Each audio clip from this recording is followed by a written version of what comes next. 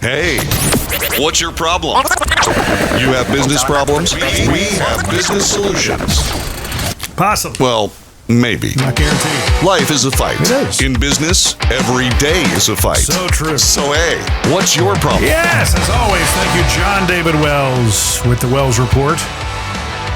I've been talking to him more and more. We're going to get him on at some point.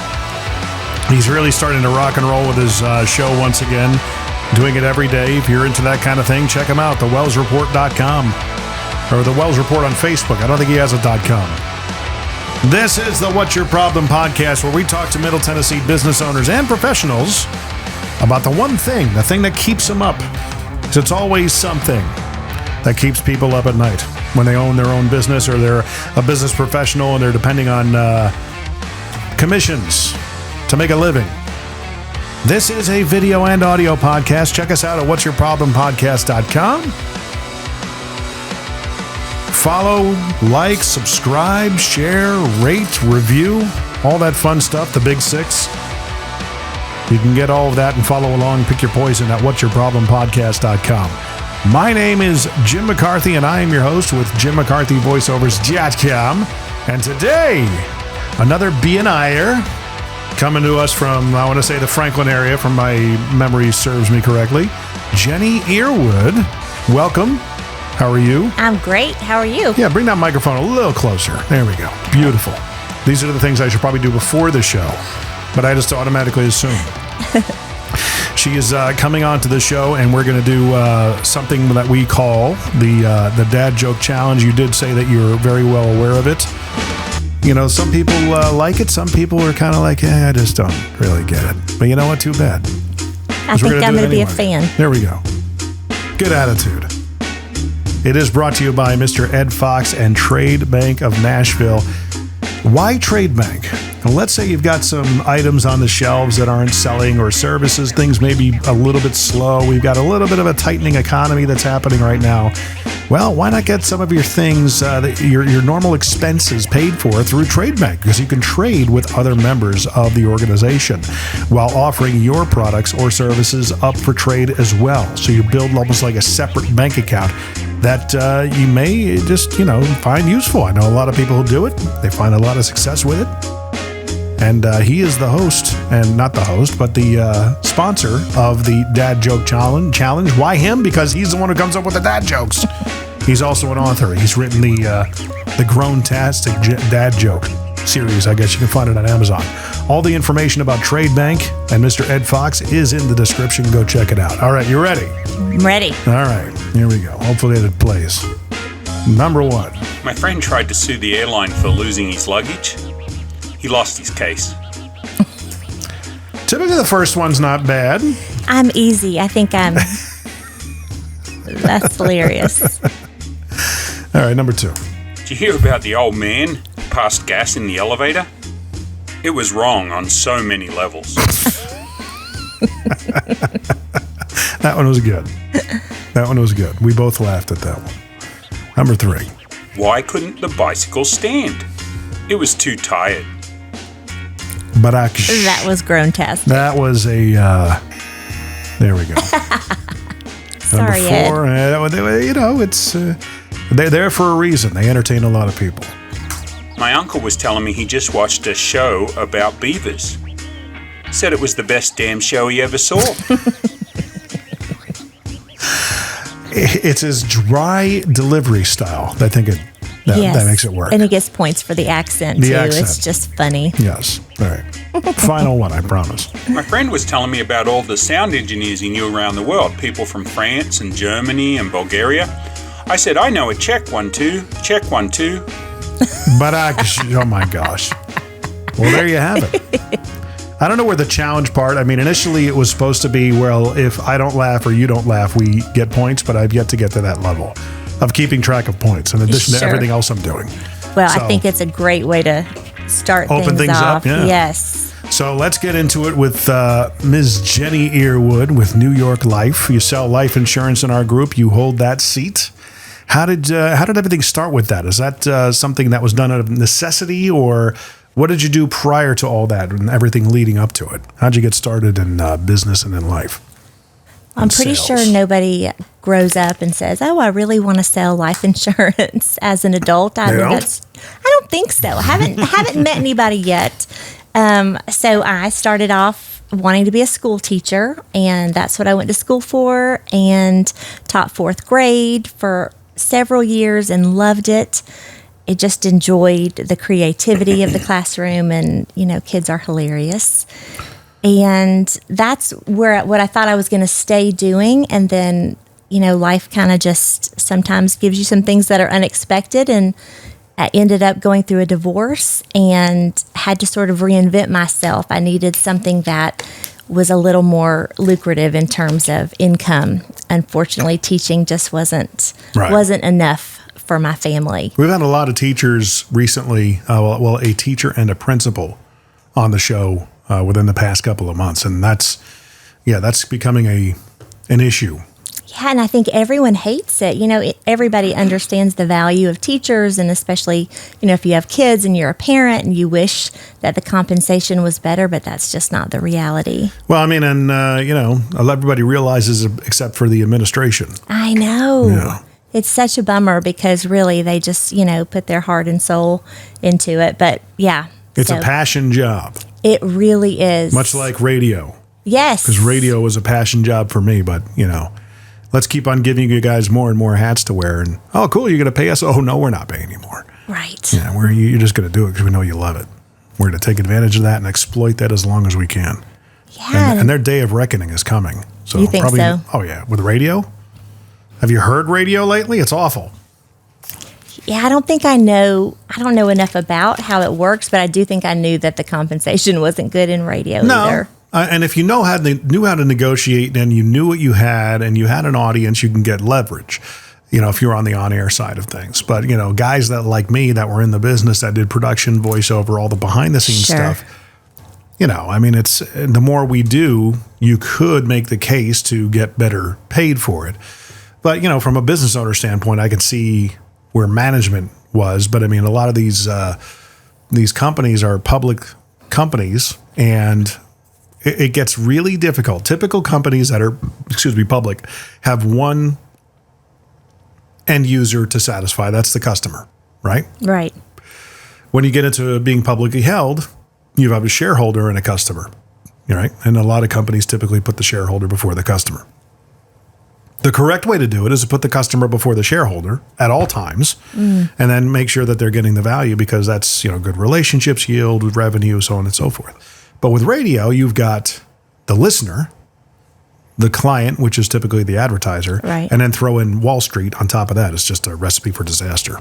Yeah, trying to please too many people. Yes. Mm-hmm. Yeah. So, and then they, didn't pour into the next generation of talent, which is quite evident. Yeah. So, is it hard when you're listening to different states? Do you just have to turn the station? I don't listen to it anymore. Yeah. Yeah. This is what I do. I do podcasting. I listen to other podcasts, and for the radio people that are, have gotten out recently or looking to get out, it's a treasure trove of opportunity in the podcast space. Yeah, I would believe that. But a lot of people in radio, creatives, especially like myself, that were a part of radio, have no idea of their own value. Crazy. Sales taught me that. Don't you think, though? I feel like people in general struggle with that. I think there's so many people in so many professions. Same thing. Well, I can see that, and it's frustrating. But I surround myself with a lot of people who do see their value. I don't see if I'm the smartest person in the room, that's not a good thing. And it's not often that hard to not. I know what you're about to say. It's often that I find myself not being the smartest person in the room. Same. So, which I'm okay with. Yeah. I don't have to be. But if I'm literally, I feel like I'm just, telling everybody else here what to do, which I may or may not do. It's, this is problematic. Yeah. I gotta feed off of people. Right. So I try and purposely put myself in situations where I can glean off of others. So. Yeah. What do they say? I don't know. Oh, I guess totally different, but net worth, the 5 people that you surround yourself with, but it's probably the same thing. You want to surround yourself with people that can challenge you Yeah. in lots of ways. If you want to see your future, look at the people you're hanging around with. Yeah. Yep. You are the sum total of the 5 people you hang with. There you go. He said it much better. Yes. So you go from being a teacher and then necessity, much like, because I think this is where our stories matched up. Not that I had divorce, but you were in a position, okay, I've got to make a living for my family, for my boys. Yes. And teaching is not going to do it. So what did you do? I mean, how did this process work? Well, after I was done panicking, which for sure happened, I started looking at positions that were available. Of course, as a mother, so I did have 2 small boys at the time. Teaching is great only because you're mirroring the schedule of your children. So the scheduling piece was stressful to think about because my availability was going to be a lot less for them. But I just started looking to see what was available, and what I found. So this was back in, probably 2011, 2012. And what I found at that time was, as I was looking through, job postings and things, that I would apply for all these jobs, but it felt like I only got asked to come and talk about the position for positions that were administrative in nature. I don't know if they thought, oh, she's a teacher, or maybe she's super organized and she would be great at administration. And there's nothing wrong with that, but there is no money to be made as an administrator either. And so then I started branching out a little bit more and answering ads in sales. And what I learned is that there are a lot of companies that, will hire you if you have a pulse, even if you have no sales experience, because the jobs are commission-based. Right. And so that's the direction that I went into, and just happened to land on insurance and had no experience at all. And of course, the first thing you have to do is get your license, which is, you can do with study. You just study and take your test. Could you work at the same time, or you had to get the license first? You have to get the license first. Okay. So I did a lot of studying. I didn't want to not pass. So did a lot of studying for a couple of weeks, pretty solid, and took the tests. And then you felt like, oh my gosh, I did it. I passed. This is so awesome. But then you're like, but wait, I haven't sold anything. Yeah. So then you have to get to work. You need to get the cash flow positivity. Absolutely. Yeah.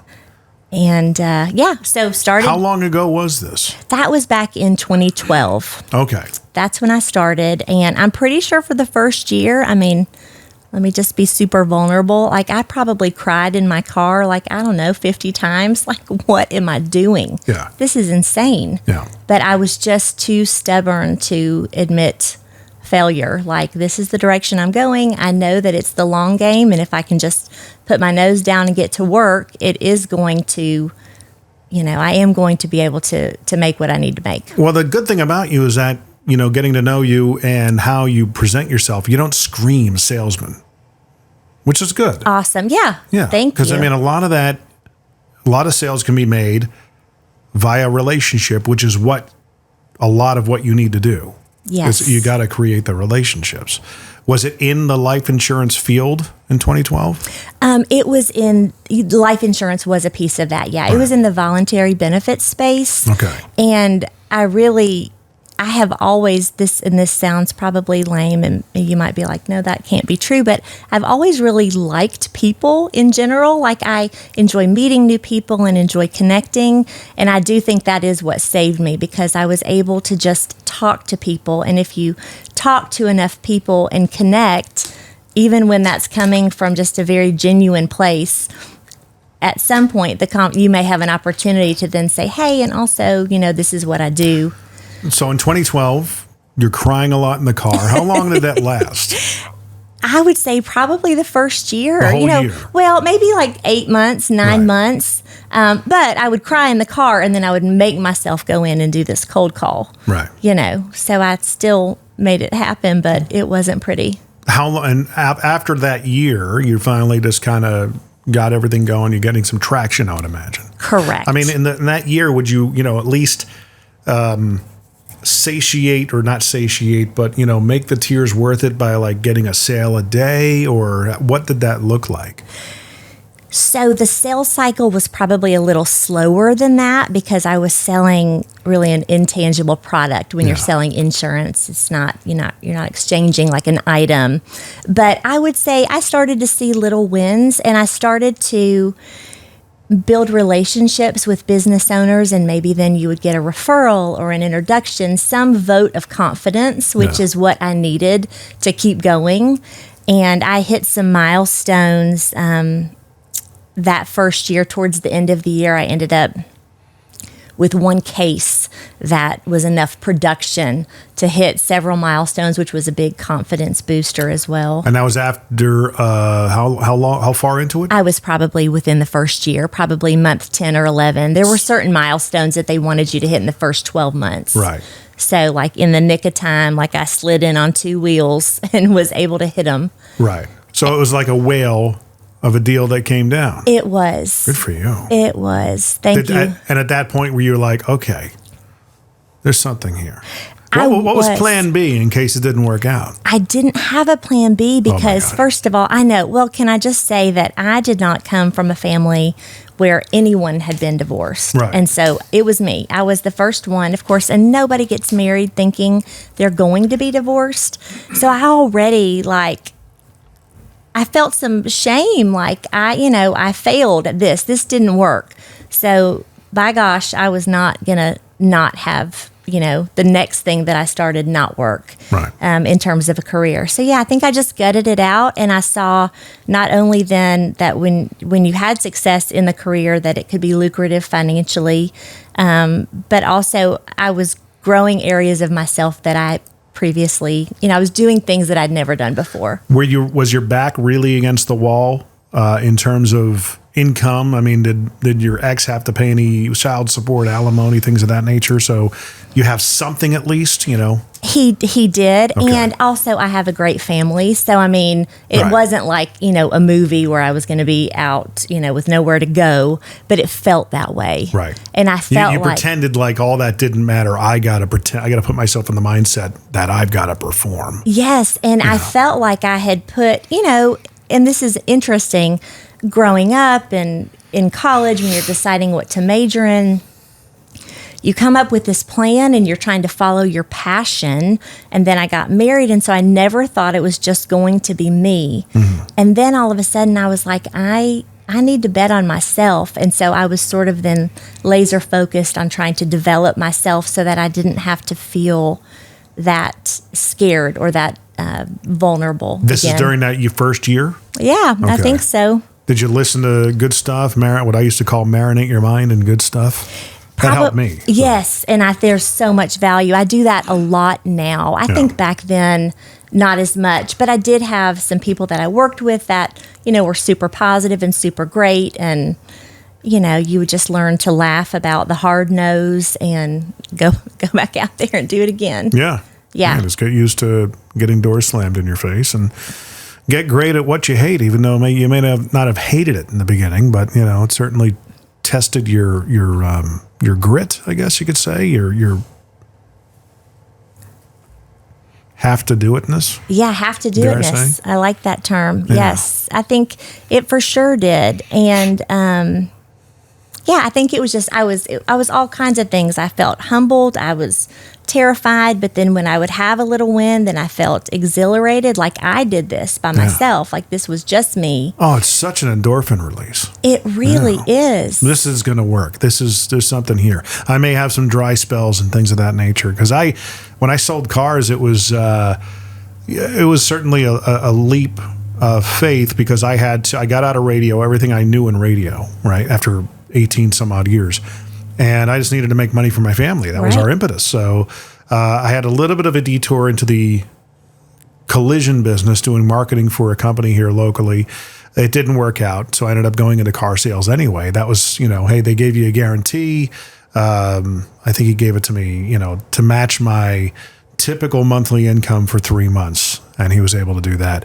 And I said, obviously, I want to do better than that. Right. He says, well, I want you to. Okay, that's fine. As long as I know I've got that threshold for the 3 months. Sure. That was a nice little safety net. Little safety net, yeah, And for sure. because that was, what we needed to survive. First month was 2 weeks. I ended up selling like 14 cars in 2 weeks. Or maybe that was 7 cars. Amazing. It might have been 7 cars because I think I did 14 the next month, and then the number was always 20, and I always tried to shoot for that. But I mean, I went through dry spells where, 2 weeks, nothing, Right. just Yes. blanks, and I had a customer come in on a Saturday that I'd talked to previously, and they called me to the front desk because she asked for me, and I saw her and I said, "You're breaking my dry spell."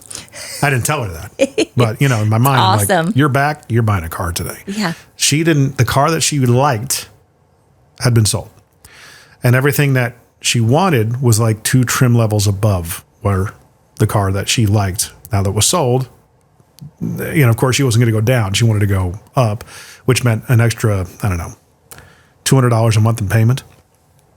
Suffice to say, 5 hours later. Take care. Good seeing you. Here are the keys. That's But amazing. it just witnessing, her having to talk to her father and then her mother and then this person and that person. And It's like an emotional roller coaster. It is, even for me, because I was finding myself at the point of having to use word tracks that I found utterly ridiculous. Yes. But all of a sudden, they just made sense, because we're at such a ridiculous point in this sales process. 5 hours. 5 hours. It's like, the guy who was took me under his wing and trained me in the back, he says, sometimes it's as simple as saying, look, put all things aside. Do you like the car? Can you afford the car? Then buy the car. Right. And when he told me that, it was probably maybe a week or 2 before this instance. I said, dude, if you were to tell me that, I would laugh at you. I said, it is such an obvious Right, sales like line. cringy. Just, yeah. And he's like, look, I've been doing this 20 years. I've used it several times. It works. I'm like, all right, well, if you say so, I would never do that. Well, here I am, 5 hours into this thing, and I'm looking at this girl, and I'm like, I just need to close this. And I see his face in my mind. I'm like, I cannot believe I'm about to say this. And I finally said, look, there are only certain times in your life. And she was at the time I was 37. She was maybe 21 or 22, maybe 23, just graduated from college. She had a side hustle doing some graphic design. And I had always had side hustles that I used to fund things and stuff like that. So I said, well, do you like the car? And I said, I actually set it up this way.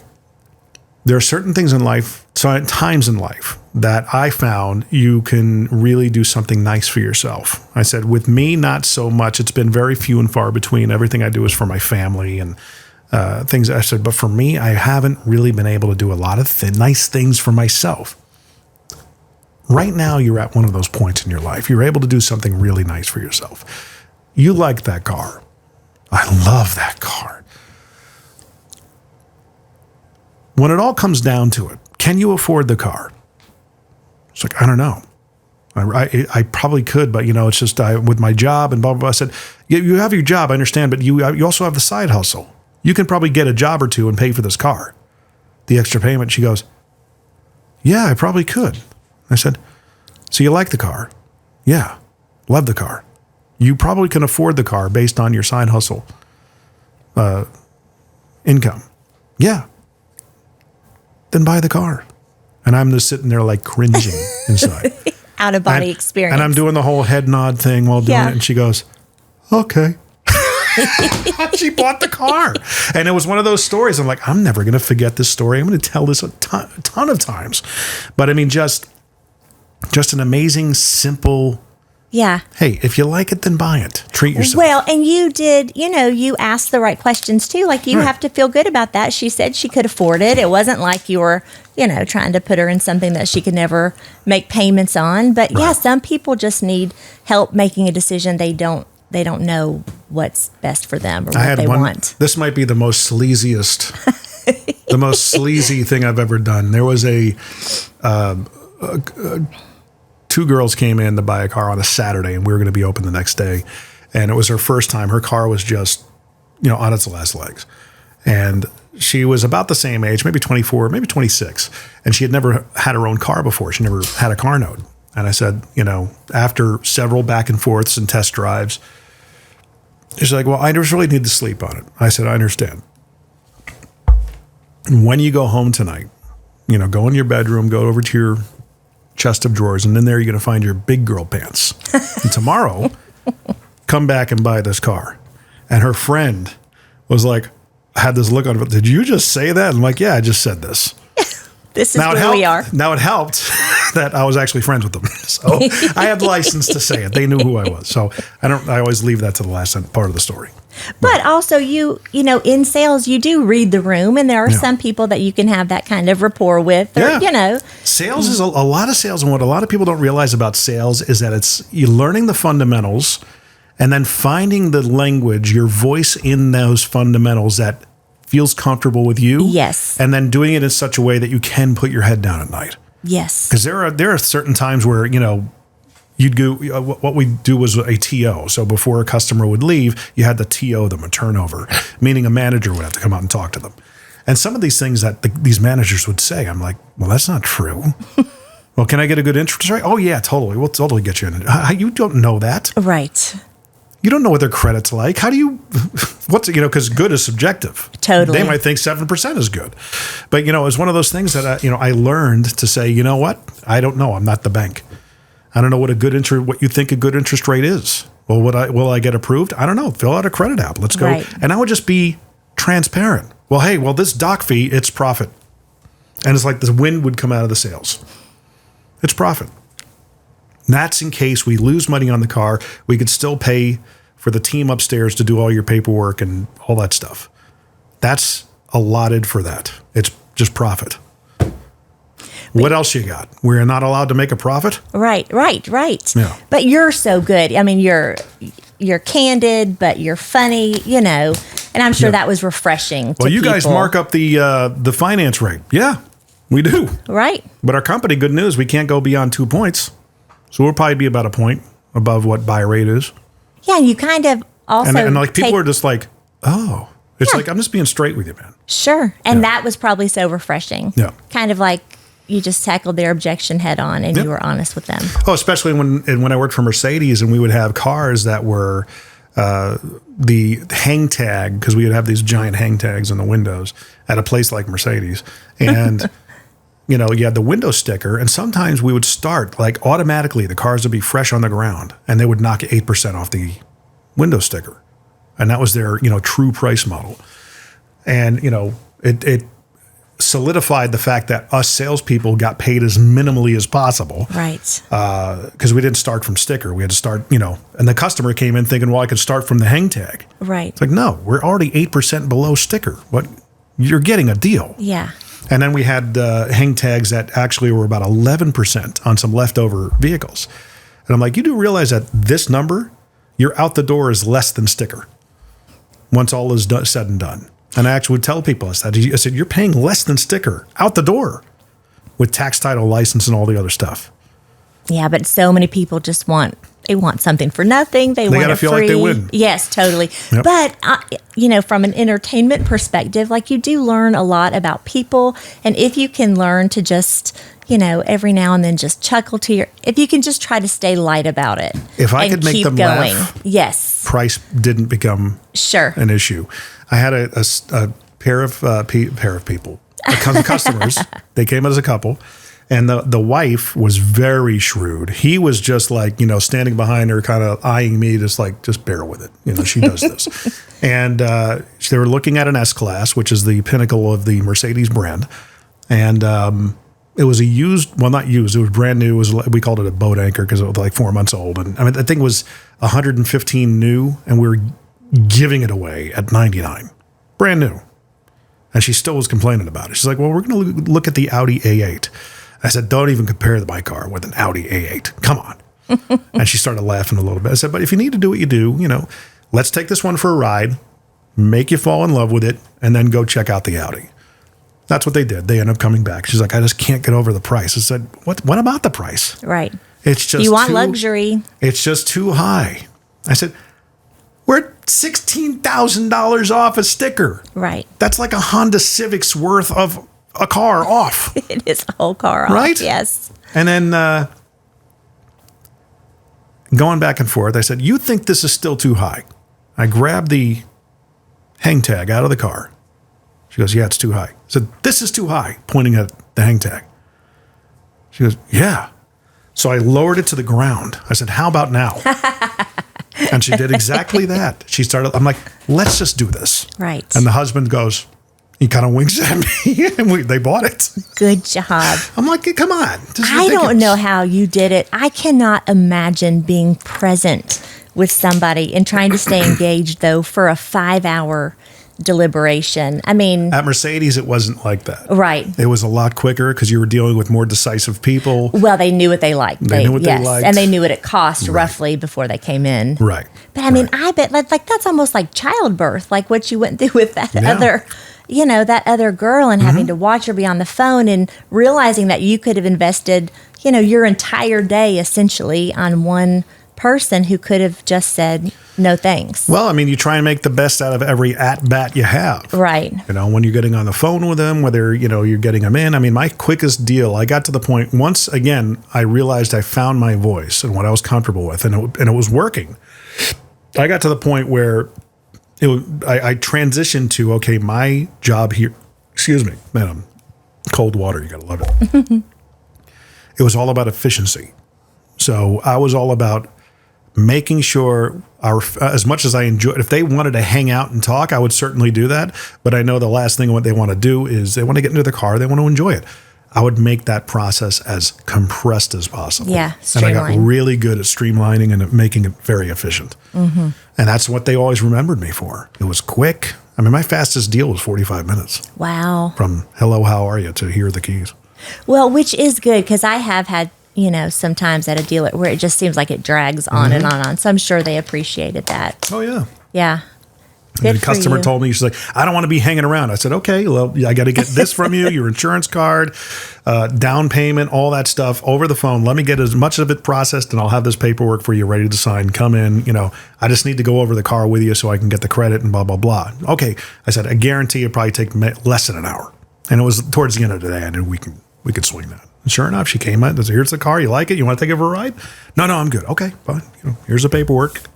Well, and I bet when she was ready to purchase again, then she's going to remember you and come back.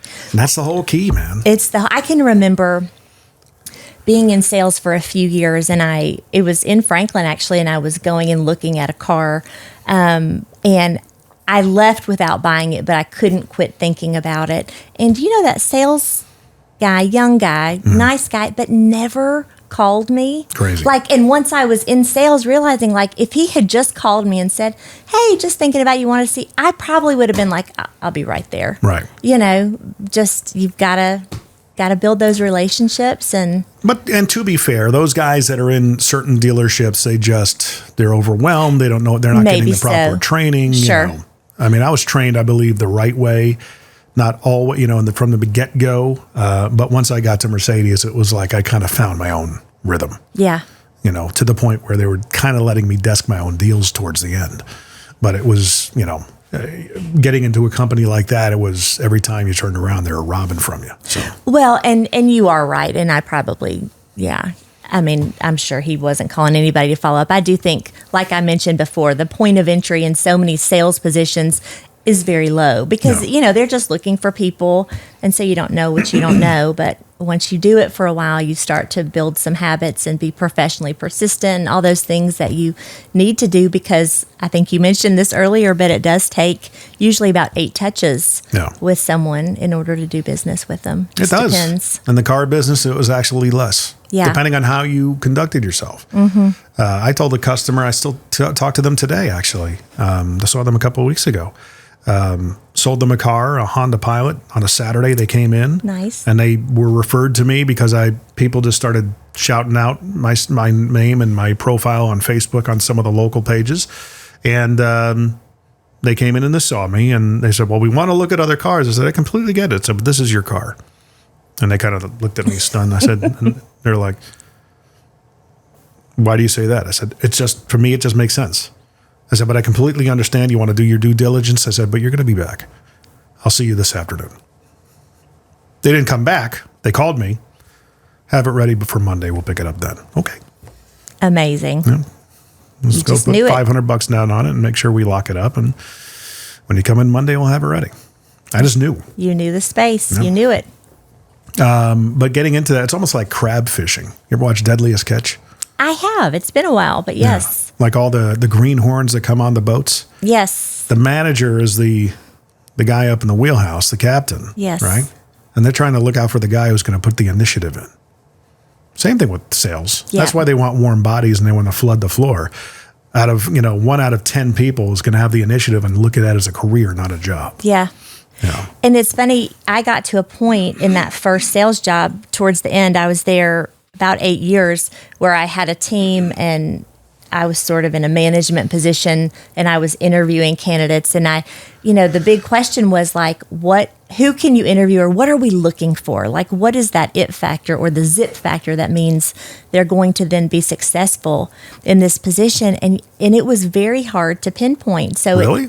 Yeah, I mean, obviously there are some telltale signs, right? Yeah. Like, first of all, they need to be able to speak well enough and, good hygiene. Like, those are all important things. Yeah. But, you would have someone come in and they would seem very well connected and very extroverted, but maybe they were allergic to work and they didn't want to get out of bed and, and do the calls. Or you would have someone that maybe you thought was super quiet and maybe couldn't assert themselves and they would end up finding, so just... It's not a super easy formula all the time, which is why maybe I think that, they hire lots of people to sort of see who sticks. But Yeah. Did you feel that way about the car industry? Yeah, I mean, it was, you kind of knew, I knew getting into it, I had 1 foot out the door already because there was a part of me that knew what I'm doing now, like the podcasting, voiceover, all the production, could sustain my family. And I was like, what if I'm missing the boat? What am I doing? Same thing you went through, a lot of doubt, a lot of real questioning. Okay, did I make a mistake? Being in something that you're completely unfamiliar with. Yes. And having to learn again. But now that I look back at that time of my life, it was the best educational experience. And it was a massive, massive shift that happened right around the age of 40, which I believe a lot of people go through. And when that happened, a good friend of mine now, who oddly enough sells life insurance. He and I met in the car business. And we do a podcast together too. Mike Mercurio. Check it out. alesandtalespodcast.com. It's a beer drinking podcast. Tasting podcast, not beer drinking. Even though we do drink the beer. So he kind of looked me right in the square in the eye and says, look, you're either going to have to decide to be all in or not. You can't do this and expect to have any sort of good results or success if your mind is somewhere else and doubting everything. Sure. And that's when I realized, well, I guess this part of my life is over. I'm just going to commit to this. And that commitment really did solidify itself once I got to Mercedes, because there were so many different things that happened to me in that job, which at some point became a perceptual career, even though it didn't last that long. I had a customer that told me, because I never saw myself as a highline selling luxury cars. I'm like, one of our stores was the BMW store here in Nashville, and we would have to sometimes go to, when I worked at the Honda store, I would have to sometimes go to the BMW store to get a car or something like that. It was just a different feeling, like on a whole other level, And I said, I'm just so intimidated. These people are just not me. I'm not them. And I had a customer one time tell me on a test drive at the Honda dealership, he goes, you need to be selling Highline. I said, I never saw myself. He says, dude, you can totally do it.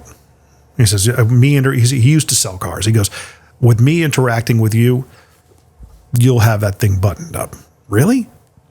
Jenny, my mom, my dad, my brother, my wife, my kids could tell me till they're blue in the face that I could do it, and I would never listen. Right. It took somebody who didn't know me. Isn't that crazy? So I'm like, literally I went home that night, told Courtney, I said, I'm thinking about maybe making a move. Oh, yeah? Where? And I think I'm going to go work for a Highline dealership within the network. Oh, okay. So I looked around, and so lo and behold, Mercedes had an opening. I said, put in for a transfer, and the rest is history, as they say. Isn't that awesome? Like, as painful as it is when we find ourselves, uncomfortable with something that we've never done before. So for you, car sales, for me, insurance sales, and we never thought that would be our trajectory. Like, I wouldn't go back and trade it for anything, because I learned so much about myself. Obviously you did. And, even just finding success where you never thought success was possible. I don't know. It's amazing. It's, again, even full circle coming back around to what we first started talking about, being the smartest person in the room. Right. Because I was really good at what I did in radio. Yeah. And it just got stale. Because there was a phrase that I learned in the car business: when you're green, you grow; when you're ripe, you rot. And I think in radio I was pretty ripe. And I just wasn't learning anymore. I would have to force myself to put myself in situations where I could learn something new, and then, keep that excitement stoked. Sure. And for me, that was video production. Oddly enough, in a radio station, we kind of came up and did a lot of video work with YouTube and all those things that were starting to emerge. Facebook, MySpace was bigger than radio stations had their own MySpace pages. We were one of the first ones in the country to do that. That was fun, but it just got to the point where I'm bored with this. Sure. And you needed a change, and everything that you have done then prepared you for this, It which really is, did. yeah. And you have success in so many different ways now. So it's awesome. Everything you went through was similar to what I went through in 2016 after I lost my last job, and literally had one paycheck to go. Much like you, I had a family to support, sure, health insurance to pay for, small car payments, mortgage, all that stuff, and I'm the one who's got to put food on the table. And it was. I came home from that. I'll never forget it. I came home and I called my wife. Well, she's like, I'm looking at camping. We were looking at, we went camping in that previous October, and we were looking to do another one during spring break. And I said, well, cancel the trip. Why is that? I just got let go. Oh, okay. What are you going to do? I said, well, I think I'm going to do what I wanted to do a couple of years back before I got into the car business. Are you sure? Yes, I am. Without hesitation, I said, yeah.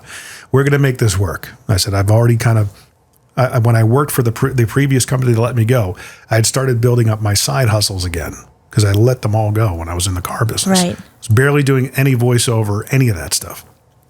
So I just started slowly bringing back to the fold, and I did anything. What I could. I got let go the first day I got let go. I put a video out, and it's still up there for everybody to see. It's on my YouTube channel. And I got fired yesterday. Here's what I'm doing. Wow. And I actually got about 6 gigs off of it. I bet you did, because people were like, wow, this guy's, vulnerability is awesome, and he's real, and obviously he's not scared. Nope. Yeah.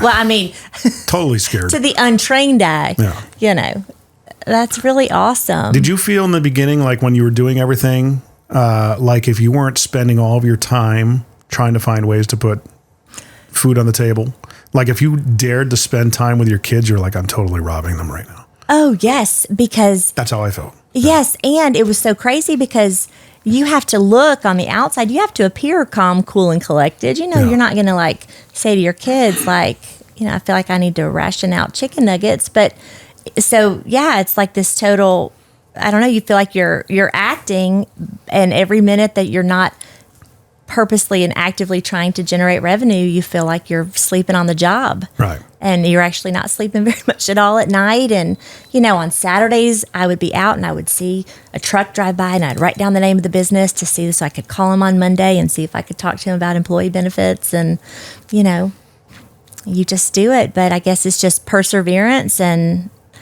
I feel like it was like a giant game of chicken. Whoever stayed the longest won. Right. And that's how it was in that career. And in sales in general, you stay long enough, you build up your clientele, then you're getting more referral business. It's not just sales, it's business. Yeah.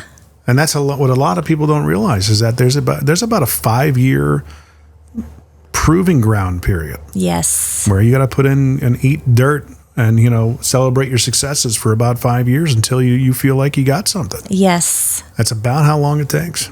I totally agree. And we all need that instant gratification. And, just our mind plays tricks on us, and we just feel like we're no good at it. And we're going to go, just going to go somewhere. And sometimes I just want a job that pays hourly where I can just scan things and I don't have to think. But that's not what I want. That's a job that's just over broke. That's right. And that's over what broke. I knew in that time I knew I was going to make it happen. It was just day to day. Like literally, I would book a gig and I would go to Courtney and say, hey, electric bill's paid for. Nice. And then I would do something else. Hey, I got the car payment done. I would book something big. Hey, mortgage is covered. And then it became, hey, I got the next week paid for, got the next 2 weeks paid for, got the next month, hey, I got the next 2 months. And she'd be like, oh, I'm really proud of you. And then she would ask me, what about Disney? Because we had actually had plans to go to Disney World after the kids got out of school. And we booked that trip, I want to say, in January, so before I got let go. Sure. And on the way home on that call, what are we doing about Disney? I said, I don't know. We're going. How are we going to go? I don't know. It's going to happen, though. It is? Yeah. It's going to happen. The funny thing is that not only did it happen, and it was like, just an angel looking out for us, but I had a hunch to call an old client of mine that I used to work with when they worked for Crest Cadillac. And the Honda dealership. Before I got into the business, I did a lot of work for them through radio and their advertising and videos and stuff like that. They had moved, some of the management team had moved to Deerfield Beach in Florida. So I reached out to them. I said they'd liked some video I did. I was experimenting with different products that I could put out there. And one of them was dealer centric, that I would go to a dealership, ride along with a salesperson while they're describing the car, and make it like a comedians in cars getting coffee. Yeah. And they liked it so much. I said, hey, why don't we do that for you guys? I said, I'm actually going to be down in your neck of the woods in May. Sweet. And, how much? How much, so I came up with a proposal, however much I charged them at the time, and they got a lot of value out of it. And yeah, let's do it. So a 1 week vacation in Orlando became a 2 week vacation in Florida. And a tax write-off. Fantastic. Kids got to see the ocean and play in the ocean for the first time in their lives. And we had our first family vacation. I'm like, had I known what's on the other side of that fear of just, my goodness. But what a huge win. And you weren't taking no for an answer. Like, we're going to do it. I'm not sure how. And the thing is, like, most of the time we don't need to know how. Right. We just need to do the next thing that's pushing us toward that goal. And as long as we don't stop, then we're creating something. So is all this ringing familiar to you? Oh, totally. I'm kind of getting fired up. Like, that's such a great story. I love that. And you've been doing it since 2012, man. You got some years on me. Well, but when I started, so I made a company change though. I mean, when I started with New York Life in October, I'm basically starting my whole book of business over. I'm not working with companies anymore. I'm working, that's not true. I am, and I can, but now I can work with individuals for the first time. It's not in a group benefit setting. Would you have done that flip-flop that though? I mean, if you had to go back to 2012, would you have done individual work? I mean, because that's a training ground in and of itself doing B2B. Yeah, it really is. It really is. Except, I don't know. That's a great question. I don't know. I think it's probably 6 of one, half dozen of another in terms of comfort level. You're either way, you're really putting yourself out there. I think, especially post-COVID now, to be with New York Life and the power of Zoom, that's helping a lot because I'm licensed in multiple states. So the distance is not an issue anymore. So it does feel like it opens up more prospects. But yeah, I mean, even now I feel like I've started over, even products that I wasn't familiar with, now I'm representing and selling, which is exciting. Yeah. But there have certainly been days in the last year where I'm like, why am I doing this again? So your story just fired me up. Really? Yes. So you still have those days? Sure. Is there any way to, side hustle some things like with what you're doing, instead of having one leg to the stool, maybe add another 2 so it's got stability, anything like that? Or I'm not opposed. I love a good side hustle. Actually, when I signed on, I sort of committed to not, because I really want to be the best version of myself I can be. Let's focus. And learn everything. There's always a lot of continuing ed involved with insurance. And so it's pretty all-consuming, actually. So it's a lifestyle. It is. Yeah. And I'm just going full speed ahead. And I love talking to people. Obviously, BNI has been great, connecting with like-minded people, also with that entrepreneurial spirit, just boosts your mood and creates enthusiasm. There's a thing, like I follow a lot of influencers and thought leaders on Instagram and LinkedIn and everything, and there's a notion going around that a lot of them are speaking on and maybe parroting from each other. part of your job is to help the person who you used to be. And I love that. Let me ask you this. If you could go back and talk to Jenny in 2012, what would you say? I would probably, I'd hand her a tissue and tell her, really just to dig deep, because it was in there all along. And I would tell her that what you feel in this moment is really temporary. And you are only one sales call, one introduction, one phone call, one appointment away from a sale that is going to boost your bank account and make you feel valuable, like you have purpose and like you're good at this profession. And so I would just say, don't cry in your car. There's no business to be had in your car. Keep going. Well, I mean, there's a purpose to the crying in the car. You had to let it out. But I would actually say, hey man, listen to good stuff. Yes. These things called podcasts, they're not very popular right now. Yes. But, look out. There are people that are actually speaking really good stuff that can help you on your day-to-day. And I would tell myself that would be certain, because that's something I never did. I never listened to podcasts to the scale I listen to them now. Right. Jim, start, get off social media, get off the politics, start listening and feeding your mind with good stuff. But you manifested back before manifesting was common, because, your wife was like, what about Disney? And you're like, we're going. We're doing it. You're doing it. Like you put it out there and then it happened. Yep. And I think you're totally right. Filling our mind with positive things. And we're so lucky now because there's so much content out there. There is. There is no excuse for any of us to, We're almost over-contented. It is true. Yeah. And you kind of have to pick and choose. But there is some good stuff out there. Finding the legit people that have actually can speak on experience and have the horsepower to speak. They have the license to speak. Yes. Getting around the people that, okay, I talked to you a month ago. Where are you coming from with this? Yes. Getting back and talking to yourself from 2012, there was another question I had for you, and it was mainly about you just kind of getting back into sales, and I completely lost my train of thought. So what's up? No offense, but better you than me. I was certain I was going to come on here and be like, no comment. Humming. Yes, totally. So, I mean, getting into it, are you team building as well? I'm always looking for people to join our team. And in fact, I was at a sports banquet, and this sweet kid was behind me. He had just finished college and was trying to figure out what he was going to do. And I'm like, well, because if I had started in sales before I had other people that were counting on me for things, it might have been a less stressful, progression, just if you started when you were younger. So yeah, I'm always looking for people. Work is always more fun when you work with a great team. Yeah. Do you encourage your kids to learn? Like, one of the things I tell my oldest girl, who's looking into colleges and everything, and we're going through that process.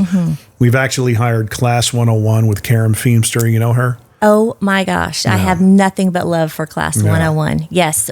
I did that with my oldest son. Right. And so we're doing that with my daughter. College was something that, I said, sorry kids, we never saved. All the money that we could have saved went into keeping mom at home so she could be here for you. Which is huge. But it's funny, at the time, I thought I was such a loser. That was one of the conversations I had. I talked about this on another podcast episode. A woman, one of my customers, she was one of these people that was easy to talk to. And she bought the car. Her husband bought a car. So it was like a two-car deal. But she came back to get some things done with it. And when I was on the couple of previous nights when I showed her the car, we just had such a great rapport. She was laughing. We were cutting up. We had a good time. And she had some things done to the car. So she brought it back, sat at my desk for about an hour and just chatted. And I got on this rant and just completely, I said, here I am. I'm pushing 40. I've got nothing in the bank. Everything that I thought I would have at 18, I'm nowhere near. I've got this and I don't have that and blah, blah, blah. And I just went on this freaking, poor me. And she just hesitated and looked at me. She goes, you are so hard on yourself. And I go, thank you. And I mean that. Why? She goes, you don't realize what you've done. You everything all the money that you don't have went into your kids, kept your wife at home. Yes. How rare that is. I said, thank you. I needed to hear that. Gosh, that resonates with me so much because, and even as recently as, I don't know when, but recently, in our minds, we think, I always say, I'm supposed to be further along by now. Yeah. I'm about to have a milestone birthday in July. And of course, we're looking at other people that we know, and everybody seems like they always have it all together, when in fact, nobody has it all together. But, very few people can 100% save for their, children's college and to do all the things. And, you had that great trip to Disney and your wife stayed home. That's priceless. I don't know why we don't pat ourselves on the back more. We don't know any better. We don't have anybody, my parental figure, my mom, she did a great job, but she didn't really exactly speak into my life. My father would have been more the guy who spoke into my life. But he probably would have said, you didn't save for college, and this is what you're kind of paying the price right now. If I were a mentor to myself, I would say, no, you need to identify who you are. You need to understand who you are and grab onto that. It's what I tell my kids. And getting back to what we were talking about, the college thing. Hey, kids, I'm sorry we never saved for college. We never put anything away. So, Cam, we got to figure out how to do this. You're not going to a school that's going to bankrupt us. Right. We're not going to spend hundreds of thousands of dollars on an education that's probably going to be outdated by the time you're past your first semester. Okay. Well, let's figure it out, though, And she seems to have an interest in wanting to go. But I always told them, I said, look, if you don't go to college, you will have to find a job. I'm not just going to let you sit at home. You got to go out there and work. We might charge you rent if you want to stay with us, which is fine. But hear me out. Here's what I would do if I were you. Go find something to sell. It'll be one of the greatest educational experiences, far more that college could give you. Yes, and amen. Go find, whether it's cars, off-road vehicles, golf carts, I don't care. Newspaper, whatever. Sell advertising. Right. Learn it. What if I hate it? Get great at it. Understand it's a means to an end. My daughter, she's very theatrically minded. And I said, if you ever want to go to New York, you have to fund that lifestyle. If I were you, I would spend 2, 3, 4 years, hypothetically speaking, selling cars. Dominate it. Learn everything you can about it. Marinate your mind in the best stuff you possibly can. Eat the dirt, eat the crap, do what you have to do, build that character. And just understand that as long as I make, $150 to $200 a year, I can sock that money away. And I guarantee you, I will be there at the end of this. Once you have $250,000 put away, let's go buy a building. Let's go buy a 4-plex or a 6-plex or an 8-plex. Love that.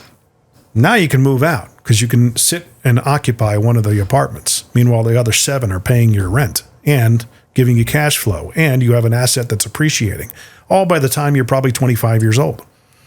And I said, I'll gladly go in on that with you. That's the way to do it. Did she get fired up about that? They don't listen to me. Well, there's that piece. No, but what wisdom and what life skills, what tools. I didn't know any of this stuff. I do talk to my kids, and I have really tried to nurture some kind of an entrepreneurial spirit in them. My oldest is pretty laser focused on what he wants to do, and it's not that. And my youngest is still sort of trying to figure it out. But there is so much value, and you're right. And then there's nothing to be afraid of, because if you can master that in sales and you can master how to sort of be in charge of your own success, then there's nothing to be afraid of. You'll always be able to survive. Totally. Yeah. Totally. I love that. That's wise parenting advice. If it's not sales, then it's trades. Yes. Learn to do a trade. Totally agree. Because you'll always be able to work. People will always need you. Right. Yeah, right. I totally agree. I told her too. I said, I don't care if you want to be an electrician, you want to be a plumber. Cam, knock yourself out. Yes, those are wonderful There's nothing professions. wrong with that. Yes. Nothing wrong. I totally agree. Yeah, I had that same conversation with my boys. Like, it wasn't assumed that they would go to college. I asked them both. Yeah. I feel like it was kind of assumed for me. My oldest is 19 and my youngest is about to be 18. Okay. 19-year-old's about to be 20. So Right. they're 21 months apart. So you're going through it right now. Totally. Is he going to college? Yes, they're both, one finished his first year of college. The second one is headed that way. And they're both seeking employment this summer. My youngest is actually going to come to BNI on Wednesday. Nice. Put out multiple feelers. What does he do? What does he want to do? My youngest likes to do anything that is physically active. He has a pickup truck. He loves to work out. So he would not be happy in an office situation. Right. I wouldn't say that's where he would excel. But outside, anything, he's super athletic. Great teacher. We went fishing on Sunday. He bought me this fancy rod, not like the Snoopy one I had with the button. So I had to have this whole lesson on casting, and bless him, he pulled out. Are you a fisherman? I've been known to fish a couple of times. My father was huge at. Okay, well, I am not. It's been a while for me. Okay, well, apparently when you have this rod that's not like the Snoopy rod and you don't put your thumb on the line like you're supposed to, you get what's called a bird's nest where all Right. the line got. If he had $1 for every bird's nest that he had to fix for me. But anyways, but he was very patient, great teacher. So, I don't know, but he's ready to work. He hauls stuff in his truck sometimes. People pay him for odd jobs. Why does he just do that? Well, and he could. And if he marketed himself, he could. Yeah. Sure.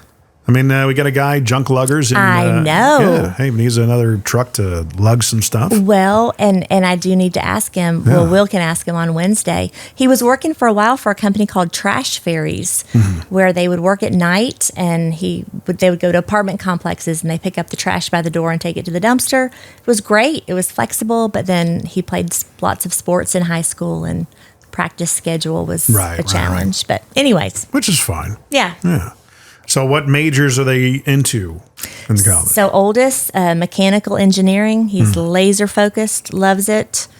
And youngest is undecided. He was thinking possibly something in agriculture, fish and wildlife, or some kind of a government type position. Now, you grew up around here, right? I did. So I grew up about an hour and a half away from here and loved it. My father was military, though, so I did spend 3 years in Europe when I was in high school. Did you have college shoved down your throat in high school? Yeah. Did they kind of downplay the trades like, Oh, totally. trades are for losers kind of thing? And if my mom listens to this, she'll go, "We didn't shove anything down your throat." But Well, it no, not wasn't. them. It could be the schools. No, but it definitely was sort of assumed. It was Right. like, you're going to go to high school, then you'll go to college, and then you find someone and you get married. And, that was sort of understood. Yes, Right. for sure. Well, here you are. You've done a lot of things that were outside your comfort zone. You're 11 years from that particular point. You're putting your boys through college all on your own. You ever sit and think about that? I don't, because it doesn't feel that way to me. I am really lucky. I've got a wonderful family. I've got great friends. And so I feel like I've got You give credit to people in your support system. I got a bunch of people. Yeah. But I did get a text message the other day from someone who also has her own business, and she was using me as an example for something. And so she had listed, reinvented herself after the pandemic, but, did these things. And she was like, "That's you." And I read it honestly, having no idea. So very similar to you, having no idea she was speaking about me. Right. We just think we're always focused on what's next and what do I need to do. Your actions tell a story. Yeah. Your actions, signal to other people your character and your grit and your determination. And that's something you can't. That's nothing to be scoffed at. Well, thank you. Yeah. There was one thing you mentioned on a podcast. You were on one of the other podcasts that I produced, the Kelly Rice Show. Yes. Dr. Kelly Shout Rice. out. Check her out. Jenny was also on an episode of the Kelly Rice Show. And that's when I realized, I'm like, oh my gosh, I got to get Jenny on mine. You had said that a comment of, when in doubt, you know how to finish it? Yeah, when you don't know what else to do, Right. serve Yes.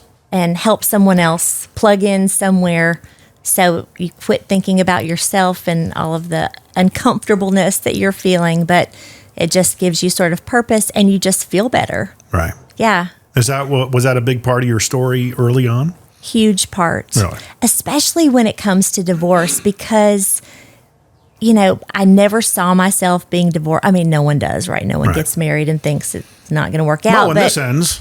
Right.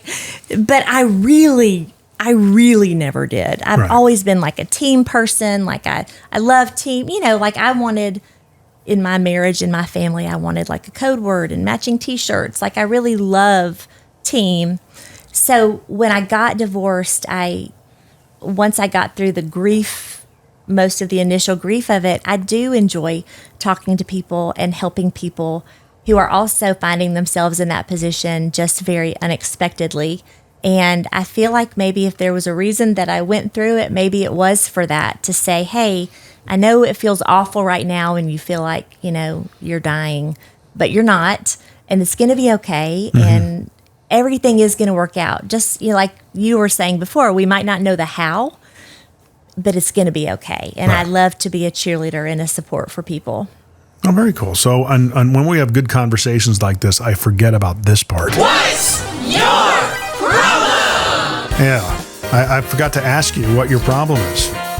Because as we're going over an hour into this podcast, I'm like, oh my gosh, this has been a great episode. Great conversation. So what is your problem?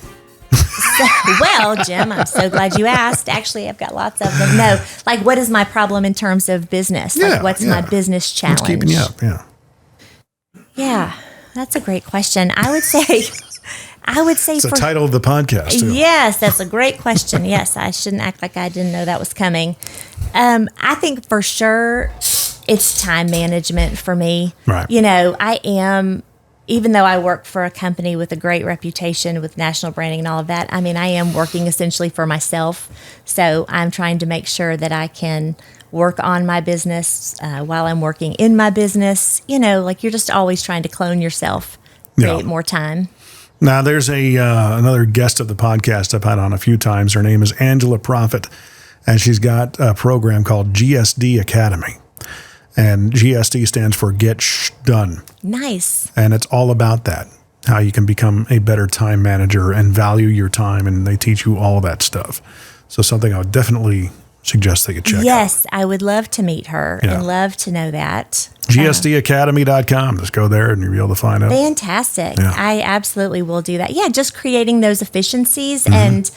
But because relationships are so important to me too, like I want to make sure that I am still genuine and personal. So like I want to be efficient and fast, but I don't want to be quick. Right. Does that make sense? Now, the other thing that you and I talked about being a potential podcast idea for you is helping other divorced women. Yes. Right? Is that something you're still considering? I think because you could speak to it. You've got the license. Yeah. I think I would love that. I would love to be a helper in any way. And if it's like an actual problem for them, like where am I going to live? What am I going to do? I would love to help be a resource for that. But if it's like an emotional, like how am I going to get through this? I would love to encourage them. I really have a heart for that. Because if you think about it, if you're in a partnership, you each have a role in the partnership, whatever it is. Like when I divorced, all of a sudden it was like I was in charge of the money, which I didn't have an MBA. That was not my favorite thing to talk about and do. Like you have all these things that you're not used to doing that you never thought you'd be responsible for. And so just if I can help anyone navigate those things, it's absolutely something I'm thinking about. I think you should really, that's a side hustle worth pursuing, in my opinion, because not only can you could be a supportive voice and advocate, and any woman out there, I'm not sure how many, I'm sure there are podcasts out there that do that, but it's not you. It's not your story. And there's a treasure trove of stuff you could be talking about. There's a lot of guests you can have on. You could talk about, have guests on that are women that are going through it. Yes. And almost like a Dr. Laura kind of Dave Ramsey, almost like taking callers, but maybe they're your guests in the beginning. Tell me about what happened. Okay, here's where you are. Here's what's going to happen. You can kind of see, you're like the oracle when it comes to that stuff, right? Well, listen, I certainly learned some things the hard way, right? Yeah. Like even when it comes to things that are in the divorce decree or that aren't in there, those are things that I can share with people. Like, hey, did you think about this? And because when you're going through it, you're so emotionally spent. You're in the bottle. You can't even think. Yeah. Yeah, so you can't think about those details. Yes. So, Would love to. Yeah, I think we need to talk more about that offline and all that fun stuff. So where can people find and follow you? Do you have a website, landing page of sorts, link tree or anything? Yes, so I am on LinkedIn, of course, Jenny Earwood with New York Life. Cell phone number is the best, and would be happy to talk to anybody. I'm sure, I don't know, will you put that up after? I'll put it up in the description. Yeah. Yeah. People can find it down in the description. Perfect. Yeah. So that should be fine. Yeah, that's the best way. Right on. Well, there you go.